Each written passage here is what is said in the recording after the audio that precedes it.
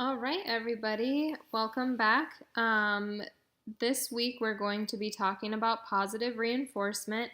I wanted to start off with positive reinforcement because I feel that to go ahead and move forward in some of the more difficult concepts in ABA, it's really important to understand positive reinforcement first.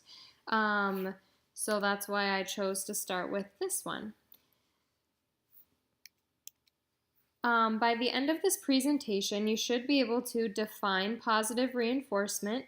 You should be able to give examples of positive reinforcement, and you should also be able to identify positive reinforcement in scenarios.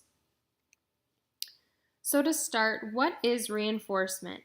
Reinforcement is when something increases the likelihood of a behavior to occur again in the future.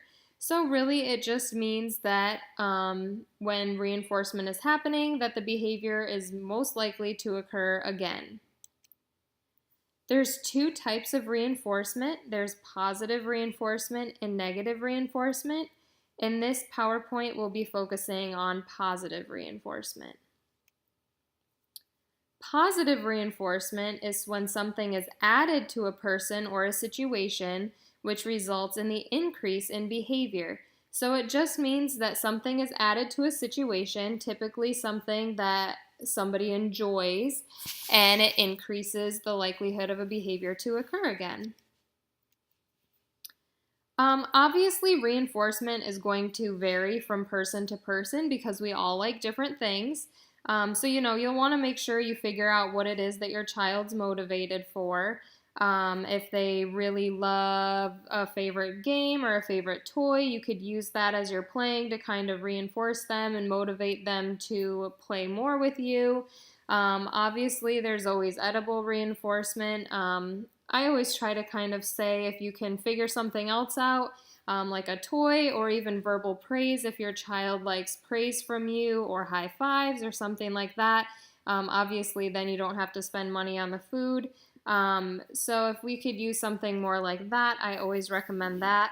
But whatever your child's motivated for, whatever they're interested in, that would work for using for positive reinforcement. Sometimes what happens is we might accidentally reinforce unwanted behaviors. So it's important when you're looking at behaviors, if you notice that a behavior that you don't want to see is continuing over time, then chances are there's something that's being added to that situation or something that's happening that's increasing that behavior and making it so that it continues to occur.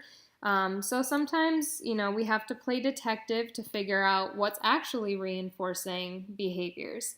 So let's go ahead and look at some examples. The candy man, and I kind of tried to make these examples kind of fun so that, it wasn't so boring. So let's say that you're taking your child to the store. Your child starts to whine and cry. To get your child to stop whining and crying, you give your child their favorite candy bar. Now your child has stopped crying, except for every time you go to the store, your child starts to whine and cry. That's because you have positively reinforced whining and crying with the candy. So obviously this is a situation that we want to avoid. We want to positively reinforce behaviors that we want to see more of, not behaviors that we don't want to see. Obviously, whining and crying is not a behavior that we want to see happen more, so we definitely would not want to give them candy or anything that would make them happy if they're engaging in inappropriate behavior, because unfortunately you'll be positively reinforcing that behavior. So now this child has learned every time they go to the store and they start whining and crying, they get candy and they stop whining and crying, except for now every time they go there, that's what happens. The unintentional bad teacher. And I have bad in parentheses because let's hope there's no bad teachers. So now let's say you're a teacher. Johnny, one of your students, is constantly getting out of his seat and running around the room. So what do? You yell at Johnny to go sit down. Now you and all of Johnny's peers are paying attention to him. Johnny returns to his seat only to get up a few minutes later to do the same thing. But surely you're punishing Johnny by yelling at him, right? Obviously not. That's wrong.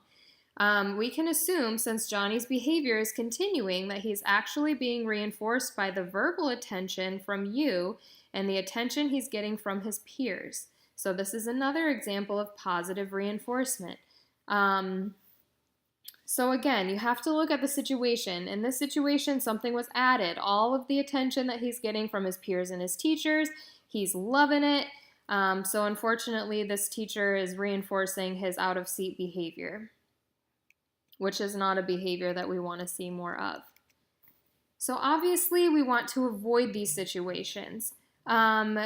Remember that yelling, sometimes we think of, oh, well, if I yell at my child, then, that's going to act as punishment. However, that's not always the case. If your child enjoys getting attention from you, then yelling might actually be reinforcing to them. And obviously, if you're a professional looking at this material, you should never be yelling at the individuals that we work with. I have a little table that I'm going to use to kind of help visualize, because we'll talk about, obviously today we're focusing on positive reinforcement. We'll talk about negative reinforcement and then positive and negative punishment as well. So I have a little table that can be a helpful tool to remember the difference between the four of them. So in my table, I'm going to use the little plus for when something's added, and then the little up symbol is going to means that the behavior increases. So in the table, and sorry, I don't know why it's kind of pushed over. I'll have to look at that and fix it. But the little plus there means positive, and the up arrow means that the behavior is increases. So the plus arrow just means that something was added to a situation. Again, that could be any of those things. It could be attention, it could be a toy, it could be an edible, and then the behavior is increasing. So again, to put it simply, reinforcement always increases behavior. Positive reinforcement is when something is added to a situation or a person and the behavior increases. Let's go ahead and look at some examples and see if we can identify what is positive, if it's positive reinforcement. So Chris has successfully brushed his teeth by himself. As a reward, he gets to watch his favorite TV show before bed. Chris now brushes his teeth independently every night. What is this an example of? It's an example of positive reinforcement. Something was added to Chris, which was his favorite TV show, so that makes it positive. And again, I always say this when I'm teaching about positive and negative. Don't think about positive and negative in terms of good and bad. Just think of them in terms of what's happening behaviorally. So in this case, like positive doesn't mean that it's a good thing or a bad thing if it's negative. Positive just means that something was added to a situation. And now Chris independently brushes his teeth every night, so that means that the behavior is being reinforced because that behavior is increasing. Scenario number 2. Tommy starts to pound his hand on the table and then looks at you. You look at Tommy and start to tell Tommy that he should stop by saying, "Tommy, don't do that. You shouldn't hit the table, Tommy. Tommy, knock it off." Tommy continues to hit the table and look at you. Now, every time Tommy is sitting at the table, he starts to hit it and looks at you. What is this an example of? Positive reinforcement. When Tommy hits the table, you're giving him a bunch of attention, telling him to stop, you're looking at him, so that's the positive part of that. Again, not positive meaning a good thing, because this is not a behavior that we want to see more of, just positive because something is being added to him. And then his behavior of hitting the table is continuing, which means that that's reinforcement. And then I just had a reminder of that, good versus bad kind of thing, and positive and negative. It just means, that something is being added or taken away and it's increasing behavior. So let's do a little quiz. So what are the 2 types of reinforcement? And I'll give you like a couple seconds to think about it. If you want, you can write them down. The answer is positive and negative. Obviously, we were focusing on positive reinforcement. Quiz question number 2. What is the effect of reinforcement on a behavior? So, what does reinforcement do to behavior?